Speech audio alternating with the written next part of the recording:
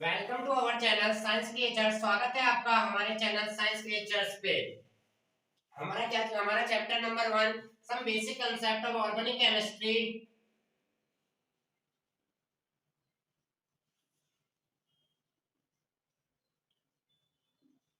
Of sorry chemistry organic. वो मेरे दिमाग में ऑर्गेनिक चल रहा था अभी।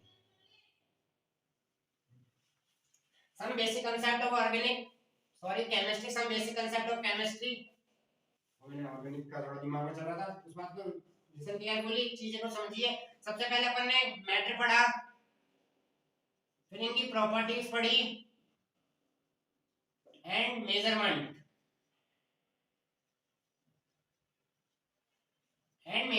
दैट इज मेजरमेंट में पढ़ते हुए अपन ने सबसे पहले वैज्ञानिक संकेतन साइंटिफिक नोटेशन पढ़ा।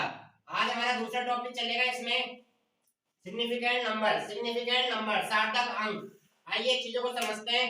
वैज्ञानिक संकेतन क्या, क्यों, कैसे, क्यों आया था, आपको बता दिया गया था। वैज्ञानिक संकेतन बहुत कुछ केमिस्ट्री में डिजिट के मान बहुत कम होते हैं, उनको दर्शाने के लिए अगर हम गणना करेंगे, अगर उनका गणना करने बैठे तो बहुत समय लगेगा। उससे निपटने के लिए वैज्ञानिक संकेतन आया।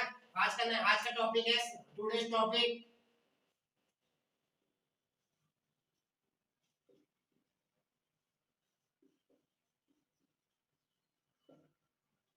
सिग्निफिकेंट नंबर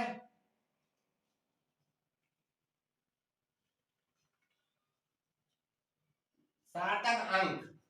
आइए चीजों को समझते हैं। सिग्निफिकेंट नंबर होता क्या है? सार्थक अंक।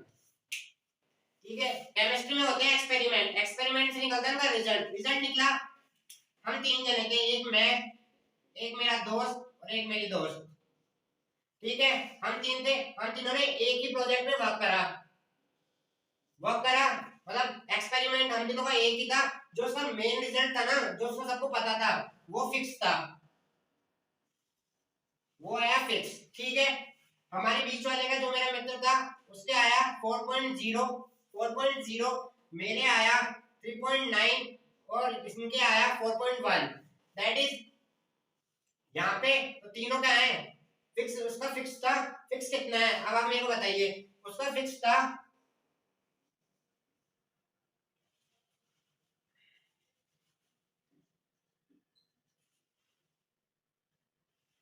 4.2, 4.2 उसका फिक्स था। तो अब आइए ट्रिक समझिए क्या होता है।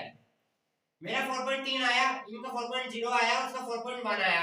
तो इन्होंने एक्सपेरिमेंट करा कि तीनों प्रयोग तो एक है, इसका फिक्स 4.2 है, तो आना तो 4.2 चाहिए था, लेकिन आया क्या? ये अलग अलग आया।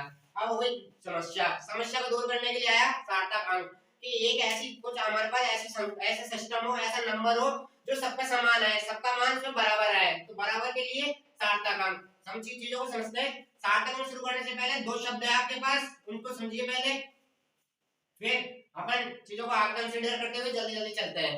ठीक है, पहला शब्द आता है एक्यूरेसी। पहला शब्द आता है एक्यूरेसी। एक्यूरेसी से क्या मतलब है?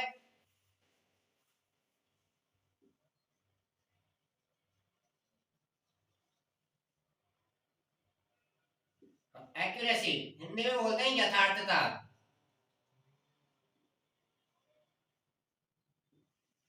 इस शब्द का मतलब समझिए सबसे पहले, सब क्योंकि शब्द को पकड़ना सीखिए। इस शब्द का मतलब है, इस शब्द के मतलब से क्या तात्पर्य है, शब्द का मतलब आप समझिए। आप जैसे कोई प्रयोग है जिसका मान है, जिसका परिणाम फिक्स है, उसका परिणाम आ रहा है कितना? 4.4। ये वो कौन सा मान है जो उसका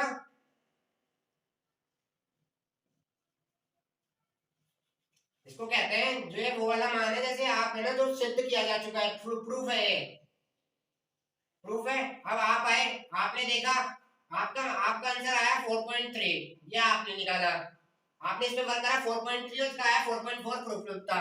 तो दैट इज प्राप्त परिणाम प्राप्त परिणाम की प्राप्त परिणाम की मुख्य परिणाम से जितनी आंसर में निकटता होगी ना, समीपता है, दैट इज 4.3, 4.3, 4.4, दैट इज समीपता। क्या दिखा दी इसने? समीपता। एक्यूरेसी दिखा रहा है। एक्यूरेसी वर्ड का मतलब बहुत बार अपन यूज करते हैं। एक्यूरेसी मतलब सटीक, किसी काम को सटीक करना, दैट इज पहुंच गए थे, पॉइंट 1 का अंदर आ रहा है तो ये वर्ड क्या कहलाएगा? यथार्थता। प्राप्त परिणामों से निकटता, प्राप्त परिणामों से निकटता,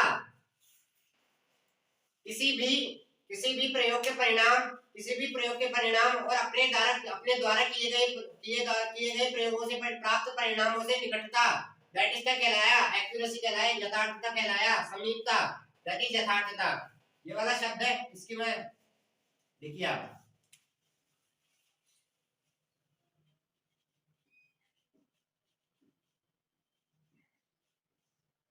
प्रयोगों द्वारा प्राप्त परिणाम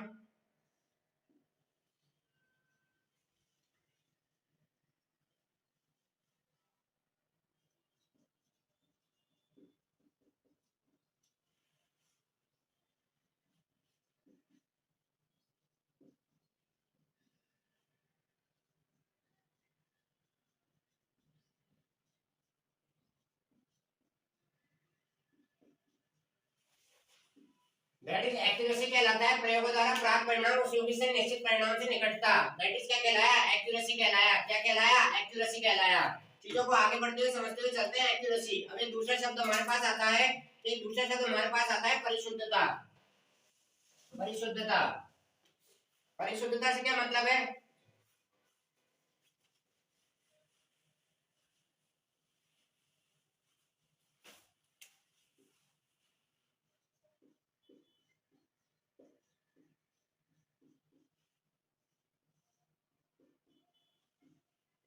परिशुद्धता, परिशुद्धता से क्या मतलब है? परिशुद्धता से मतलब है, आप चीजों को समझिए क्या। जैसे एक प्रयोग था जिसपे है ना, हम तीन लोगों ने वर्क करा, तीन लोगों ने वर्क करा और हमारे परिणाम आ रहे हैं 4.9, 4.0, 4.5। सॉरी, हमने दो लोगों ने वर्क करा और जो उसका प्रयोग का परिणाम है ना, जो फिक्स है, इसकी परिभाषा सुनिए। विभिन्न प्रेक्षणों द्वारा किए गए परिणामों, विभिन्न प्रेक्षणों द्वारा से प्राप्त, विभिन्न प्रेक्षणों से प्राप्त परिणाम जो यौगिक का फिक्स परिणाम है उससे निकटता प्रदर्शित करे। दोनों, यहाँ पे पॉइंट -1 की कमी है, यहाँ पे पॉइंट +1 ज्यादा है, दैट निकटता आ रही है क्योंकि अंतर किसका दिखा? बस +-1 का अंतर दिखा, +-1 का। तो दैट इज, ये क्या कहलाती है? परिशुद्धता। क्या कहलाती है? परिशुद्धता। यहाँ तक चीजें क्लियर? परिशुद्धता आपको समझ में आ गई? एक ही प्रयोग पे अपन ने एक्सपेरिमेंट करा, उस एक ही प्रयोग पे अपन ने एक्सपेरिमेंट करा, एक्सपेरिमेंट करने के बाद अपन यहाँ तक पहुंच गए कि ये समीपता दिखा रहे हैं। जैसे मैंने करा तो मेरा आया 3.9, एक अदर ने करा उसका आया 4.1, तो दैट इज, इससे दोनों समीपता दिखा रहे हैं, तो ये क्या कहलाएगा? परिशुद्धता। दैट इज, ये क्या कहलाया? परिशुद्धता। यथार्थता आपको समझ में आ गई? यथार्थता क्या होती है? परिणामों के सही मानों में से, परिणामों के सही मानों में से विशेष मान, परिणामों के सही मानों में से विशेष मान, दैट इज यथार्थता। जो यौगिक के परिणाम से निकटता रखे, समीपता रखे, दैट इज यथार्थता और परिशुद्धता। दो वर्ड है, इन दो वर्डों को याद रखें, क्या होते हैं क्या नहीं होते हैं। आइए,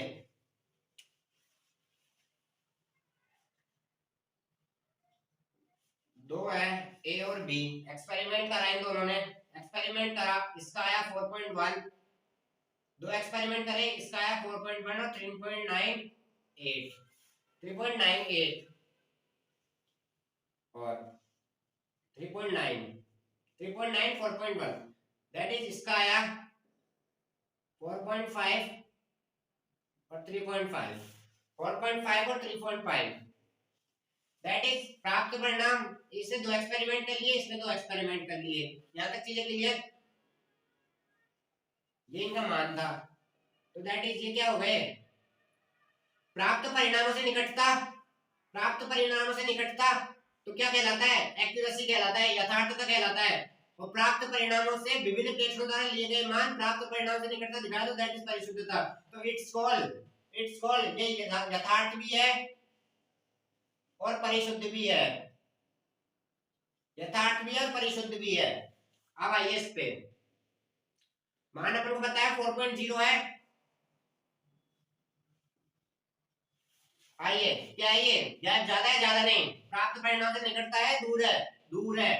तो यथार्थ क्या कैंसिल, यथार्थ क्या कैंसिल, प्राप्त परिणाम 3.5 कितना दूर है, दूर है। तो यहाँ भी यथार्थता नहीं लगेगी, यथार्थता नहीं लगेगी। दूसरी चीज का क्या सर्च करेंगे अपन, परिशुद्धता, परिशुद्धता प्राप्त परिणाम में निकटता, प्राप्त परिणाम में निकटता है क्या 4.5 और 3.5 में, नहीं है। तो दैट इज ना तो परिशुद्ध नहीं यथार्थ है, ना तो परिशुद्ध नहीं यथार्थ है। आइए चीजों को,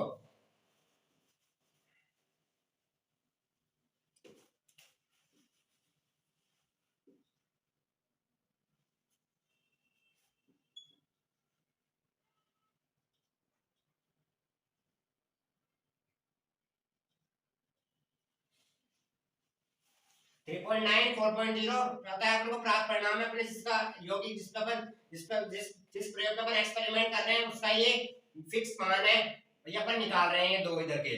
दैट इज सिमिलरिटी मिली या नहीं मिली, मिली, पास है या है नहीं, पास है। तो दैट इज परिशुद्ध, परिशुद्ध है ना, ठीक है। जड़ परिशुद्धता नहीं दिखाएगा क्योंकि प्लस माइनस वन से ज्यादा हो रही है निश्चितता। दैट इज प्राप्त परिणाम में निकटता है नहीं है, नहीं है। तो दैट इज यथार्थ तो है लेकिन परिशुद्ध नहीं है, यथार्थ तो है लेकिन परिशुद्ध नहीं है। यहाँ तक ये वर्ड थे, इनका ध्यान रखें और चीजों को कंसिडर करते हुए जल्दी जल्दी चलें। अब आइए अपन पढ़ते हैं अपने टॉपिक का आज का सार्थक अंक, सार्थक अंक।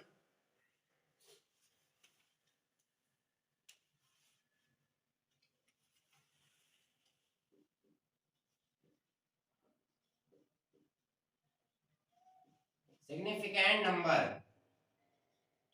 आइए सार्थक अंक पहले आप समझिए। एक संख्या है मेरे पास 4.65, 4.65 में मैं यहाँ पे तीन चीज लिखूंगा,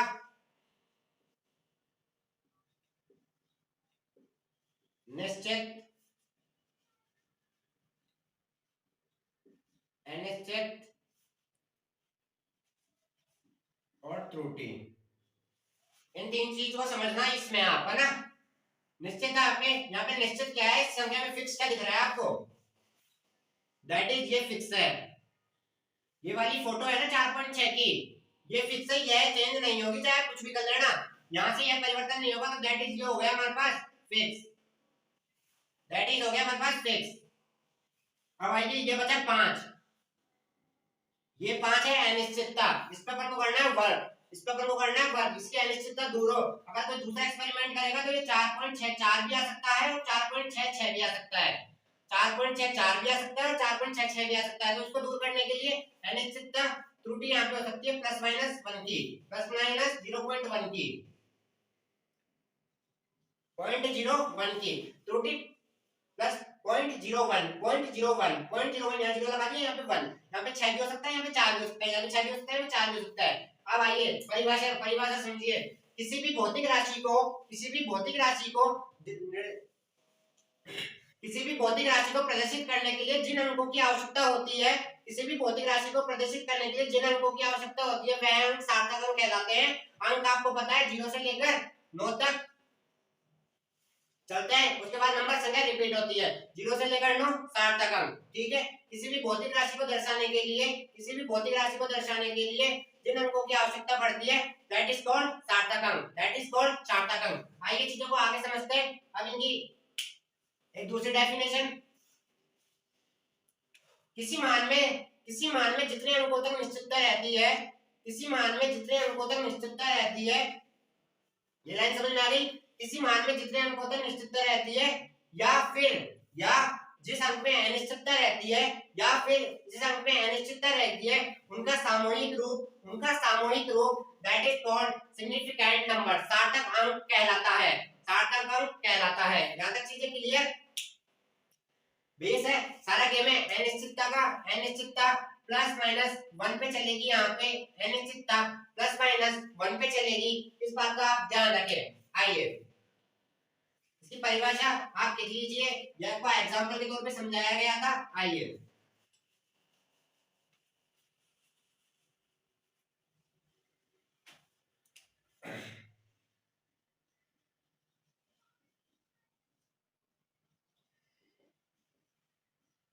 सार्थक अंक,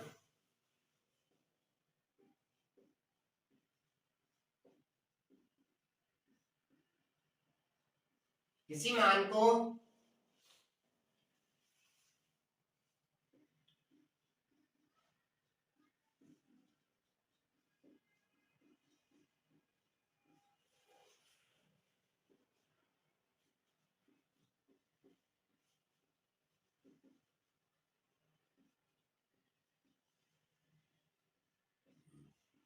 को दर्शाने के लिए निश्चित संख्या और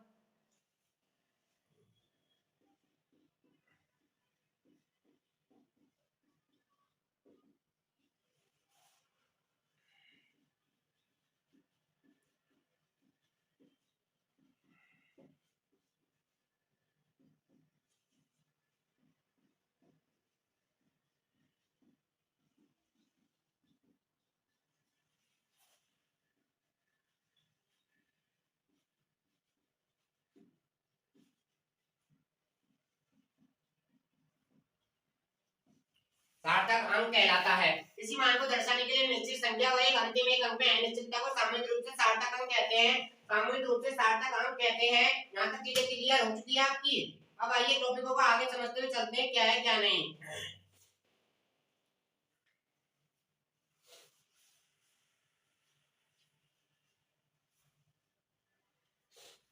आइए एग्जांपल,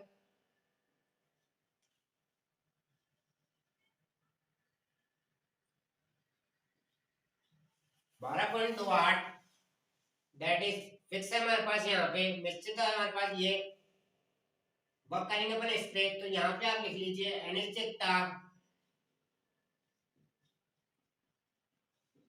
±1 होगी। जैसे बचपन में अपन स्केल पे बात करते थे, अपन को लाइन कैसे पड़ती थी मैथ्स में 4.5 सेंटीमीटर की।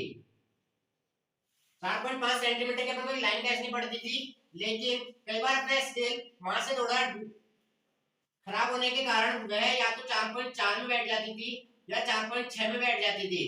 दैट इज वो क्या कहलाती थी, वो क्या था बताइए, वो क्या था? वो एक्यूरेसी थी आपकी, वो यथार्थता कहलाई, वो यथार्थता कहलाई। समझ में आया चीजों को? अब आप बढ़िए, आपको कहनी थी 4.5 की लाइन, आपको कहनी थी 4.5 की लाइन, लेकिन आप कहते 4.7 की लाइन।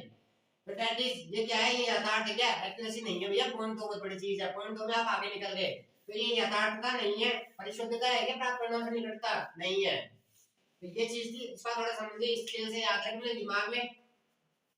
आइए 60 तक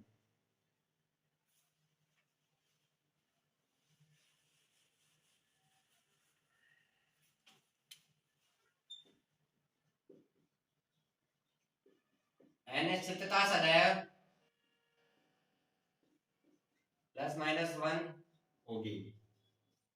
जो सदैव समझा गया है अनिश्चितता फैक्ट है, सदैव ±1 होगी। अब भाई चीजों को समझते हैं सार्थक अंक यहाँ पे, ठीक है। अब एक्चुअली इनका यूज कैसे करेंगे सार्थक अंकों का, इनका यूज कैसे करेंगे आप चीजों को याद से सीखिए कि कैसे कैसे हैं सार्थक अंकों को प्रदर्शित करने के नियम। देखिए आप,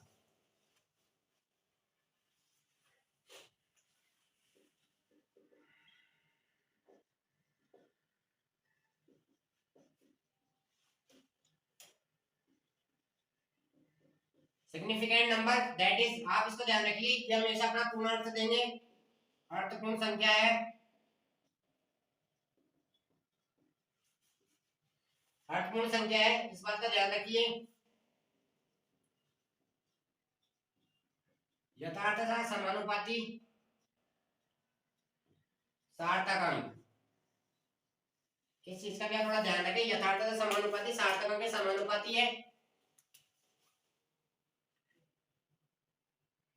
और संख्याओं को पूरा अर्थपूर्ण सिस्टमैटिक ढंग से लिखने के लिए सार्थक अंक है। हम सार्थक अंकों के नियम सीखते हैं कि कैसे कैसे इनको यूज करेंगे। पहला, जितने भी नंबर होते हैं ना हमारे पास, नंबर आपको मैंने बताया था कि कितने होते हैं, 0 से लेकर 9 तक, वो सभी सार्थक अंक में आएंगे। एग्जांपल लेते हैं अपन पहला 111। 111 का मैंने एग्जांपल लिया, तो मैंने आपको एक ही बात बताई है कि सभी नंबर सार्थक अंक होंगे। तो दैट इज कितने हो गए फिर सार्थक अंक? 3। यहां तक चीजें क्लियर? इसका दूसरा एग्जांपल लिया जाता है,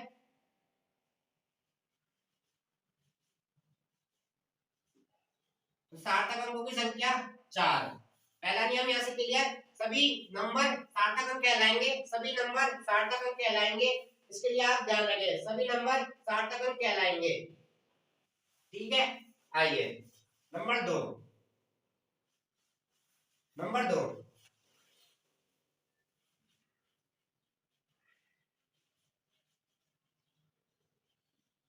ये आ गया। मैंने क्या कहा, सभी नंबर तो सार्थक अंक कहलाएंगे, तो नंबर कहाँ है हमारे पास, यहाँ पे एक नंबर ये रहा, एक नंबर ये रहा। ठीक है, तो सार्थक अंक अभी तक कितने फिक्स हो गए, 2। अगर दो नंबरों के बीच में जीरो भी आ रही है ना, अगर दो नंबरों के बीच में जीरो भी आ रही है ना, तो सार्थक अंक कहलाएगा, तो वह सार्थक अंक कहलाएगा। तो सार्थक अंक की संख्या यहाँ पे कितनी हो गई, 4। सार्थक अंक की संख्या यहाँ पे कितनी हो गई, 4। आइए 1 0 0 3। सार्थक अंक संख्या आपको बताया नंबर 1 3 1 3, तो दो तो यहाँ हुए और बीच में कितने जीरो आ रहे हैं, 1 2 3, तो सार्थक अंक की संख्या 5। सार्थक अंक संख्या 5। नंबर नियम, दो अशून्य अंकों के बीच, दो अशून्य अंकों के बीच अगर शून्य भी आ रही है तो वह सार्थक अंक है, तो वह सार्थक अंक है। दो अशून्य अंक हो गए हमारे पास, मतलब नॉन जीरो, और उनके बीच में अगर जीरो भी आ रहा है ना, तो वह क्या है, वह सार्थक अंक है, वह सार्थक अंक है। यहाँ तक क्लियर चीजें? आइए नंबर 3, ये नंबर 3 अलग वाला है, इसके लिए सार्थक अंक की संख्या चल रही है यहाँ पर। ठीक है, नंबर 3 अब आता है ये 1000। 1000 है, यहाँ तक चीजों को समझा आपने। 1000, 1000 में कितने सार्थक अंक है बताइए? एक भी है, दो भी है, तीन भी है, चार भी है। एक भी है, दो भी है, तीन भी है, चार भी है। एक भी है, दो भी है, तीन भी है, चार भी है। लेकिन अब आपने बोला, अब आपने तो दिक्कत कर दी, आप तो सार्थक अंक इसलिए निकाल रहे हो कि हमको अनिश्चितता नहीं हो, हम कंफ्यूज नहीं हो, और यहाँ तो आपने कंफ्यूजन में पटक दिया जाके। तो कंफ्यूजन में नहीं पटका, आप इनको भी भूल जाओ। एक ही याद रखना, 1000 सार्थक अंक संख्या एक, इनको डिजिट में काउंट कर भी सकते हैं और नहीं भी कर सकते। इनको मैंने कहा, इनको डिजिट में काउंट कर भी सकते हैं और नहीं भी कर सकते। यहाँ तक चीजें क्लियर है ना? यहाँ तक चीजें क्लियर, इनको डिजिट में काउंट कर भी सकते हैं और नहीं भी कर सकते। इनको कल अपन ने वैज्ञानिक संकेतन बताया था आपको, वैज्ञानिक संकेतन में बताया था ना, उसके माध्यम से इसमें अपन 4 सार्थक अंक निकाल सकते हैं, 4 सार्थक अंक निकाल सकते हैं, 4 सार्थक अंक निकाल सकते हैं। यहाँ तक कोई दिक्कत है क्या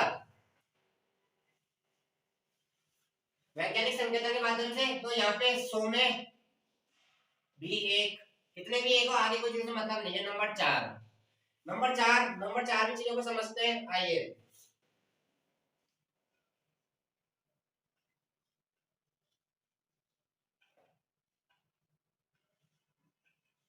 1.000 दैट इज कितने सार्थक अंक है, ये बताइए मेरे को आप। सार्थक अंक, मेरी बात सुनिए, अगर दशमलव के बाद जीरो आ रहा है, अगर दशमलव के बाद जीरो आ रहा है, तो सर्टेन रखना हमेशा सार्थक अंक में ऐड होगा, हमेशा सार्थक अंक में ऐड होगा। तो सार्थक अंकों की संख्या 4, सार्थक अंकों की संख्या 4, 1.00 दैट इज 10। अगर दशमलव के बाद, पॉइंट के बाद अगर जीरो पड़ रहा है तो दशमलव में ऐड होगा, अगर पॉइंट नहीं है और जीरो आ रहा है तो ऐड नहीं होगा। ये दोनों नियम एक साथ रखना। अभी एक इनका ही भाई आ रहा है, 5वां नियम, उसको भी आप ध्यान रखें। 0.0010,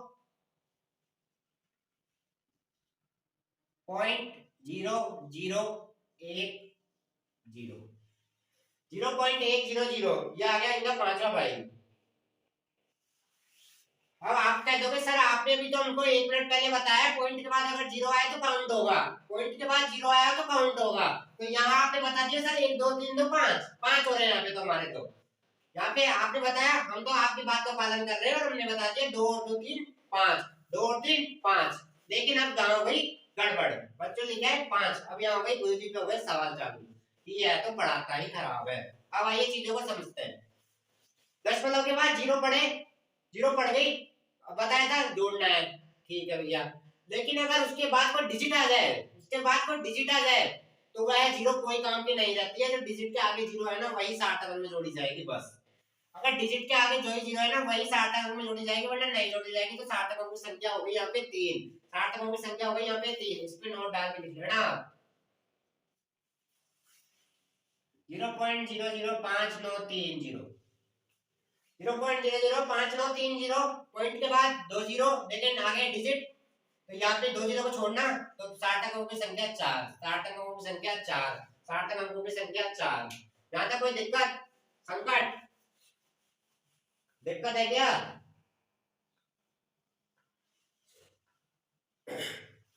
ये तो होगा इनके सर्टेन। अब आइए अब बात करते हैं आगे, अब बात करते हैं आगे।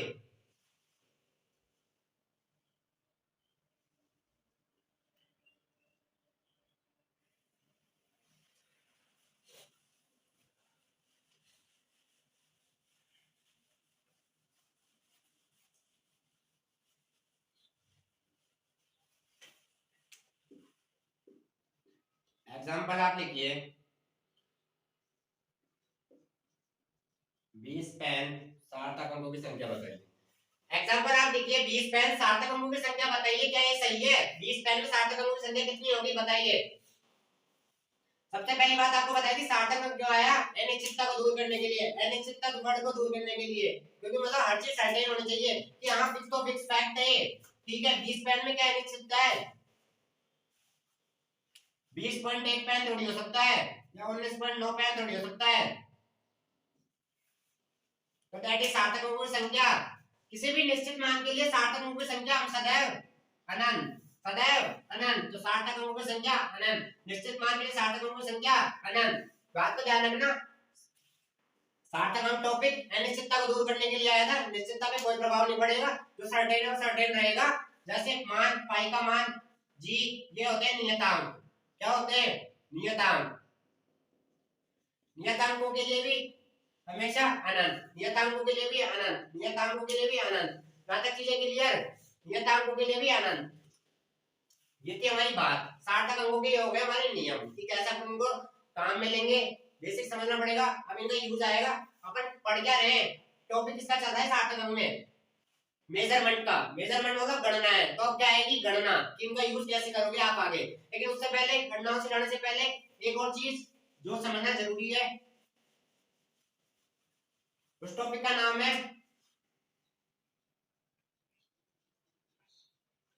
Rounding off. Rounding off, that is called सन्निकट मान।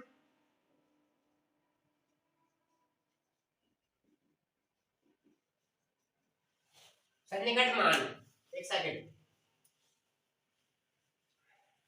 सन्निकट मान से क्या मतलब है? अब आएगा नियम। देखो, हर चीज को समझने के लिए सबसे पहले बनाना पड़ता है उसका बेस, उसको बनाना पड़ता है बेस। अपन ने अभी तक बेस बनाया सार्थक अंक के लिए। क्या अनिश्चितता समझी? सबसे पहले समझा सार्थक अंक होता क्या है, क्यों यूज में आया, क्या काम पड़ा है जो आया, वरना बिना सार्थक अंक के तो जीवन चल ही रहा था। तो सन्निकट मान आए, अब आइए समझिए, ये आए गणनाओं को सरल करने के लिए, जो सार्थक अंक में इनका साथ देंगे। क्योंकि आइए इनका एक सेकंड में इनका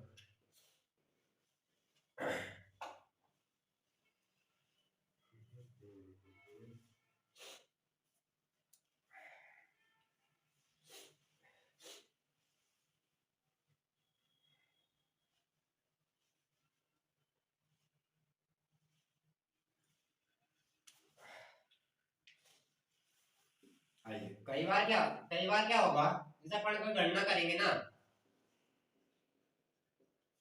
गणना करिए अपन ने, अपन कोई एस्पेक्ट में गणना कर रहे हैं, गणना कर ली।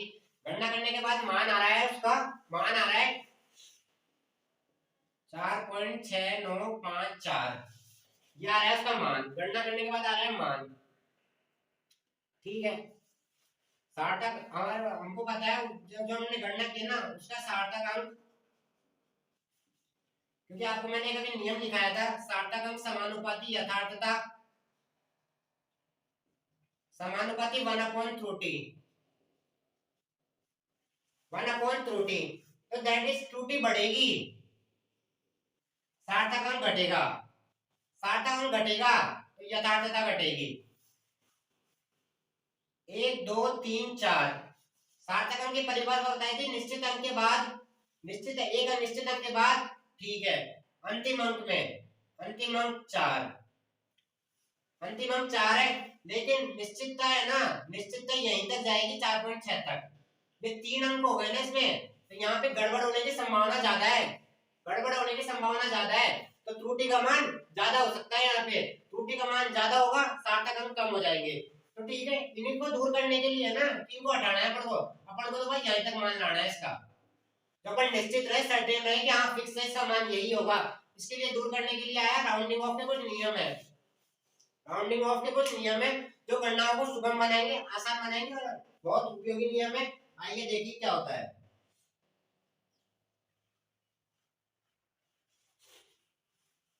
अब ये देखते हैं कि ये राउंडिंग ऑफ लगता कैसे है, क्या काम आया क्या नहीं।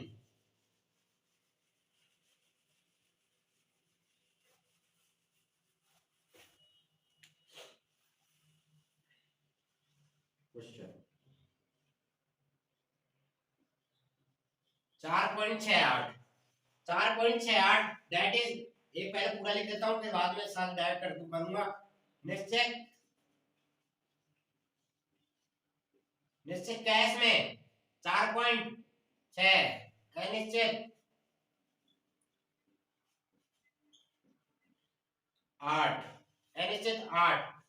तो अब 8 पे अपन को करना है, इसको अपन को हटाना है, इस 8 को वर्क करना है, इस 8 पे, इस 8 पे अपने वर्क करें, इस 8 को हटाना है। तो इसका नियम सुनिए, जिस अंक को हटाना है अगर वह 5 से बड़ा है, दैट इज 5 से बड़ा, दैट इज 5 से बड़ा है, तो आप उसके आगे वाले संख्या में एक जोड़ देना और उसको हटा देना, एक जोड़ देना उसको हटा देना, तो 4.7 सर्टेनिटी है। अब यहां से हटा सकते हो क्या, आप कुछ नहीं हटा सकते, तो ये क्या हो गया आंसर, ये हो गया बिल्कुल शुद्ध, ये हो गया शुद्ध। ठीक है क्लियर, पहला नियम समझ आ गया आपके। पहला नियम क्या है, पहला नियम, अगर जिस अंक को हटाना है वह 5 से बड़ा है, जिस अंक को हटाना है वह 5 से बड़ा है, तो क्या उसके आगे वाले अंक में एक जोड़ देना और उसको ये आगे वाले अंक में एक जोड़ देना और राउंडिंग ऑफ हटाते हुए एक सर्टेन नंबर ले आना। पहला हो गया 5 से बड़ा, एरो लगा के लिखिए, अगर 5 से बड़ा है, 5 से बड़ा है ना, तो एरो उससे पूर्व वाले में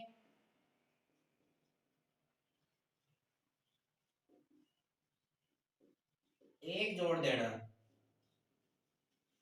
पूर्व वाले में एक जोड़ देना। दूसरा, अगर नंबर 5 से छोटा है ना, कोई परिवर्तन मत करना, कोई परिवर्तन मत करना। एग्जांपल लिखिए इसका, डिजिट है हमारे पास 4.64, सर्टेन नंबर 4.6 हो गया, वर्क करेंगे अपन 4 पे, वर्क करेंगे अपन 4 पे, पहले सीख लिया 5 से छोटा, 5 से छोटा है, चीजें समझ ली, 5 से छोटा है तो क्या करें, 5 से छोटा तो आ गया भाई साहब, हो गई गड़बड़, गड़बड़ हो गई, इसको हटाना है। हटाने के लिए अपन ने देखा 5 से छोटा है तो कुछ नहीं, हटा दो डायरेक्ट, लो आंसर आ गया, खत्म, आंसर आ गया 4.6। तो यही वाला नियम है, अगर वह हम 5 से छोटा है जिसको हटाना है तो कोई परिवर्तन मत करना, एज इट इज लिख देना, जो है वो समान फोटो छाप देना आप, तो बस बिना लिखे। नंबर 3, भाई अपन ने बात कर ली 5 से बड़ा 5 से छोटा, अपन ने बात कर ली 5 से बड़ा 5 से छोटा, दो बात अपनी हो गई, 5 से बड़ा 5 से छोटा, दो बात अपन ने हो गई। अब हो गए अपन कंफ्यूज, कंफ्यूज कैसे हो गए, कंफ्यूज हो गए भाई साहब, गड़बड़ हो गई, अगर वो अंक की 5 आ गया तो, चलो आपने ये तो बता दिया, 5 से बड़ा के भी आपने बता दिया, 5 से छोटे वाले भी आपने बता दिए, तो मतलब संख्या थी 0 से लेकर 9 तक, तो 1 से 9 मान लो, 1 से 9 तक संख्या थी भैया, आपने 1 से 9 का माध्य कितना हो गया। गणित में जब भी प्रश्नावली पढ़ाई जाती है ना, मतलब कंपटीशन लेवल में माध्य माना जाता, माध्य निकालते हैं सबसे पहले, आदि प्रश्नावली होगा तो इसने भी निकाला, माध्य के बीच का जो होता है ना, वो निश्चित कर देता है आगे पीछे वाले को क्या होगा क्या नहीं होगा। तो अपन ने इसके पीछे वाले पे वर्क कर लिया, अपन ने इसके आगे वाले पे वर्क कर लिया, अपन अब वर्क करेंगे 5 पे, सबसे सर्टेनिटी बात आ गई 5, अगर वह अंक 5 ही है, 5 से पहले, 5 से पहले कोई सम संख्या है,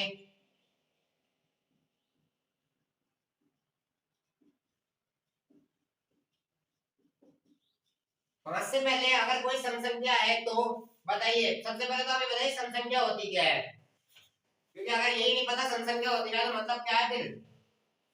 सम संख्या की अपन ने बचपन से परिभाषा रटी है, क्या क्या रटी है, अगर वह 2 से विभाजित हो जाता है तो वह सम संख्या है, अगर वह 2 से विभाजित हो जाता है तो वह क्या है, सम संख्या है। सम संख्या हो गई। अब आइए चीजों को आगे बढ़ते हैं, क्या होता है क्या नहीं।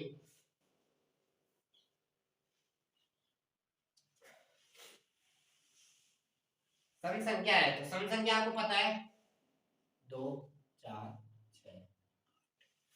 सम संख्या है तो कोई भी परिवर्तन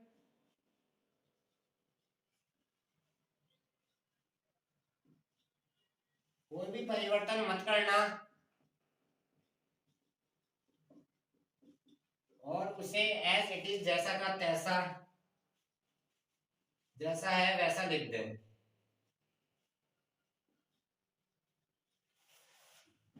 जैसा है वैसा लिख दे, इसका आप एग्जांपल लिखिए। 6.85, 6.85 निश्चित अंक है, इस पे वर्क करना है, इसको आप डायरेक्ट हटा दो क्योंकि सम संख्या है, कोई वर्क नहीं करना, सही है, कोई वर्क नहीं करना, सही है। 5 से पहले कोई सम संख्या है तो कोई भी परिवर्तन मत करना और उसे जैसा है वैसा लिख देना। 5 से पहले कोई संख्या है तो उस पे कोई परिवर्तन मत करना और जैसा है उसको वैसा लिख देना। नंबर 4 ऊपर लिख रहा हूं।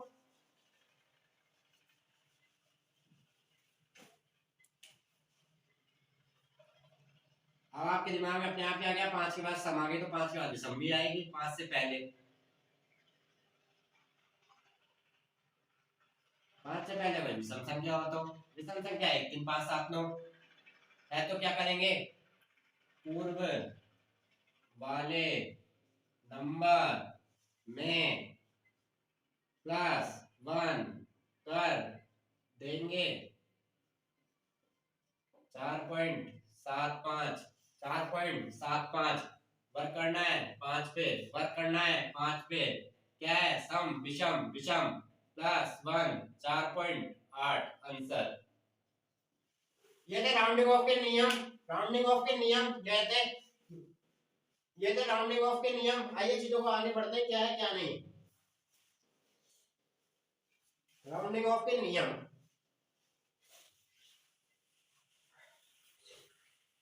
यहां तक हो गया, आगे आइए।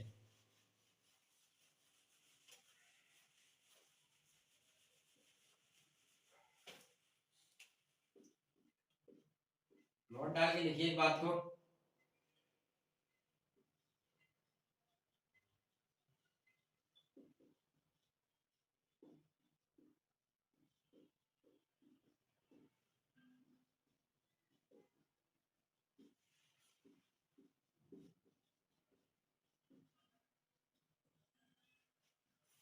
राउंडिंग ऑफ एक एक पद में ही करना, कि ऐसे नहीं आप एक संख्या आगे 6 8 5 9 कि आप अपने अंगुली लगाई, आपने चालू करा अपना दिमाग, 9 आ गया इसको हटाओ, 8 आ गया इसको हटाओ, यहाँ तक पहुंच जाओ कि एक ही पद में आपने आके डायरेक्ट यहाँ पे लगा के आंसर लिख दिया। That is process. First step, second step, second step, 3 step पे प्रोसेस आएगा, चौथी स्टेप पे आंसर आएगा।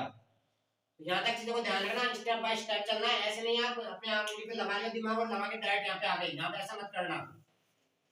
आइए एग्जाम्पल,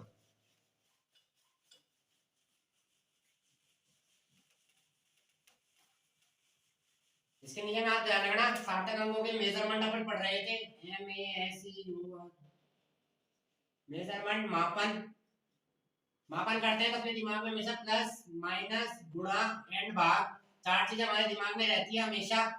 गणनाएं इन 4 से ही गणनाएं होती है। गणना इनके अलावा आपको, आप जो आपको पता हो तो आप उससे गणना कर लेना। यहाँ पे अपन सीखेंगे, इन दो को एक स्टेप में सीखेंगे, इन दो को एक स्टेप में सीखेंगे। सबसे पहले अपन बात करेंगे प्लस और माइनस की, प्लस और माइनस की, जोड़ या बाकी की। जोड़ या बाकी की, जोड़ या बाकी के लिए पहले आप एग्जांपल समझिए, फिर नियम लिखना। एग्जांपल समझते ही लिखने की आपको बात ही जरूरत नहीं पड़ती, समझना ही इंपॉर्टेंट होता है, लिखने की तो जरूरत ही नहीं पड़ती है, लिखने की तो जरूरत ही नहीं पड़ती है। आइए 11.1, 11.1, 1.11, 1.11,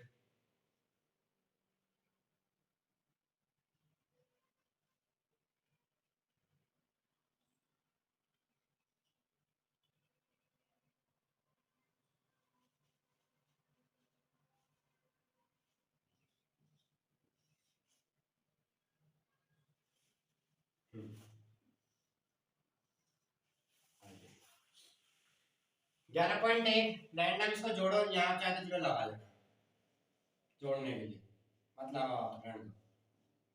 एक क्या लगा दिया, एक और एक कितना होता है 2, पॉइंट लगा दिया 1 2 3, यहाँ लगा दिया 3, यहाँ लगा दिया 1। क्या इसका आंसर 13.21 है? क्या इसका आंसर 13.21 है? मेरे को ये बता दीजिए बस। निश्चित अंक 13.2।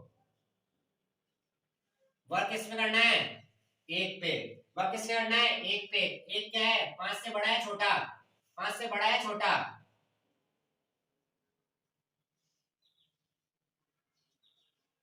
5 से छोटा? 5 से छोटा।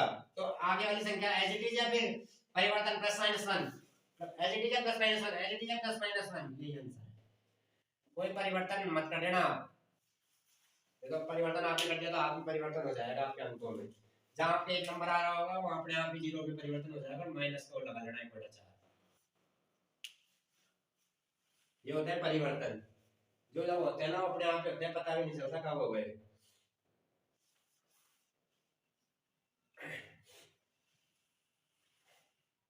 ये चीजें क्लियर? आइए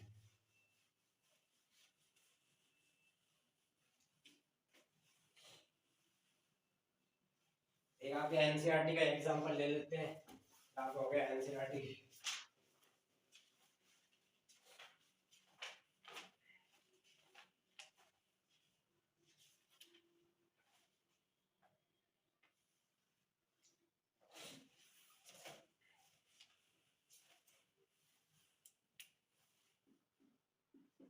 बारह पॉइंट 18.0 एंड 1.012।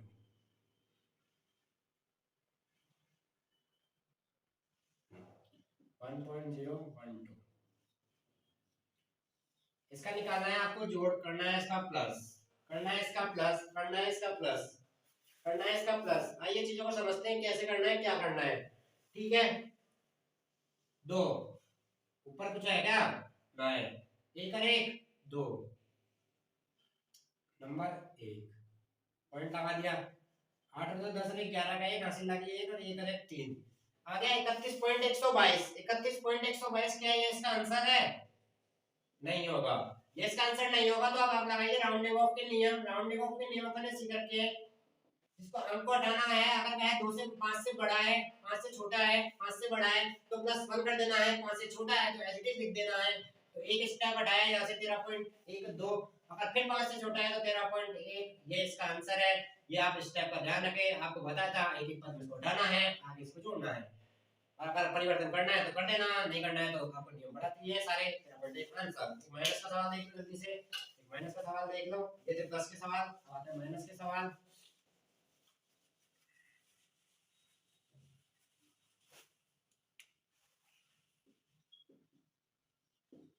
5.286 माइनस 4.12।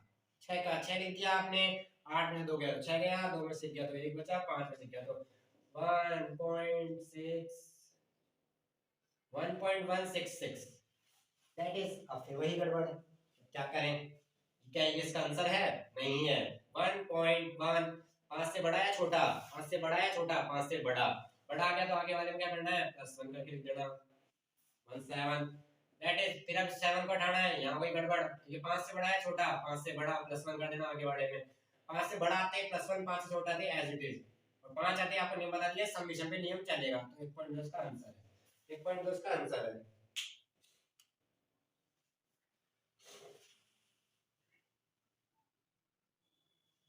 यहाँ तक चीजें क्लियर?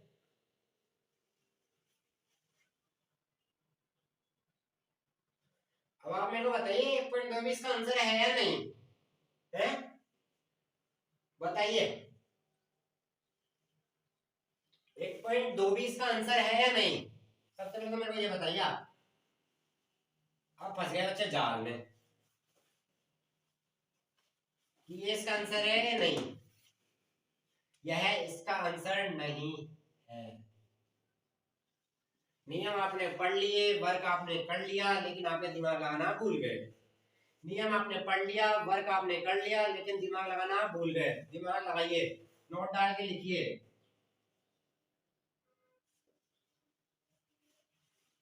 अगर सवाल में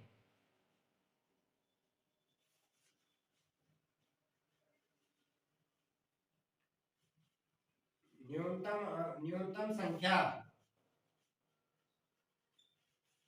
है तो आप उसे ही आंसर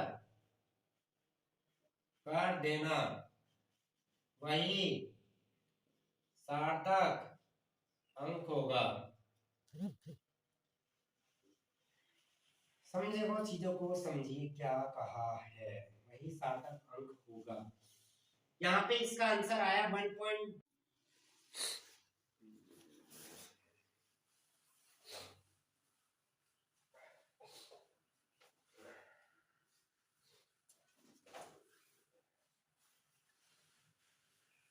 तो आइए आप चीजों का ध्यान रखें न्यूनतम अंक पे। सबसे इंपॉर्टेंट बात, न्यूनतम अंक पे आप इसका ध्यान रखना। चीजों को यहीं से वरना पकड़ नहीं पाओगे, गलत कर जाओगे आते हुए भी। तो न्यूनतम अंक को देखना है सबसे पहले, न्यूनतम अंक को देखना है सबसे पहले। आइए गुणा और भाग के नियम सीखे फटाफट। गुणा एंड भाग,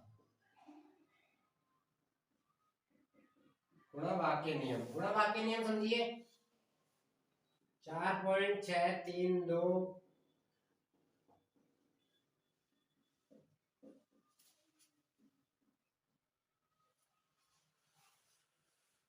सवाल आ गया, इसमें आप सार्थक अंकों की संख्या बताइए। सार्थक अंकों की संख्या निकालने मत बैठ जाना, सार्थक अंकों की संख्या निकालने मत बैठ जाना, नोट डाल के लीजिए इस बात को।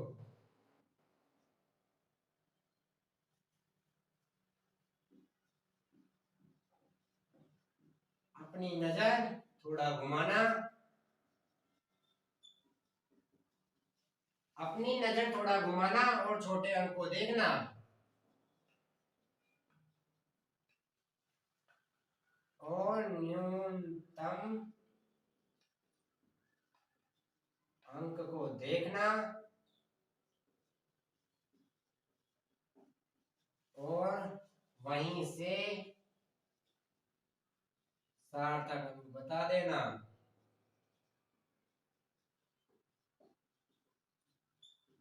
वहीं से सार्थक अंक, अपनी नजर को थोड़ा घुमाना और अपने थोड़ा दिमाग को भी घुमाना। सबसे छोटा अंक दैट इज सार्थक अंकों की संख्या। यहाँ पे कितने की संख्या है? 4 की।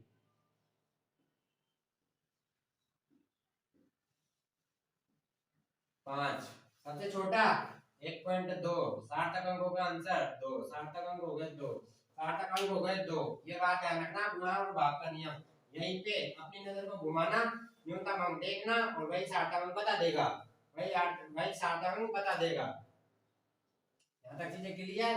आइए यहीं पे भाग का भी यही नियम है, गुणा का भी यही नियम है, भाग को भी समझ लो।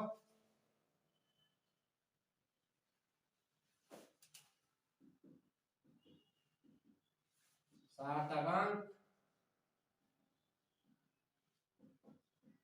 न्यूनतम अंक, न्यूनतम अंक के पीछे क्या कंसेप्ट है? त्रुटि सबसे कम होगी, यानी जितनी कम वही सार्थक अंक होगा। तो दैट इज सार्थक अंकों की संख्या 2, ये हो गया इसका आंसर। चीजों को यहाँ तक क्लियर करा आपने, समझा? गुणा भाग के नियम पूरे, पूरा सार्थक अंक आज कंप्लीट होता हुआ।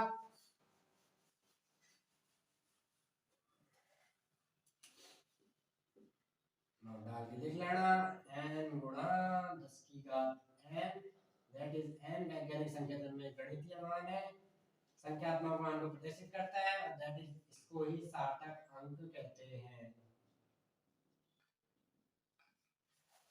वैज्ञानिक संकेतन में जो संख्यात्मक मान होगा वही सार्थक अंक को प्रदर्शित करेगा। एग्जांपल लीजिए 6.2 × 10⁻13, तो सार्थक अंकों की संख्या 2 होगी यहाँ पे।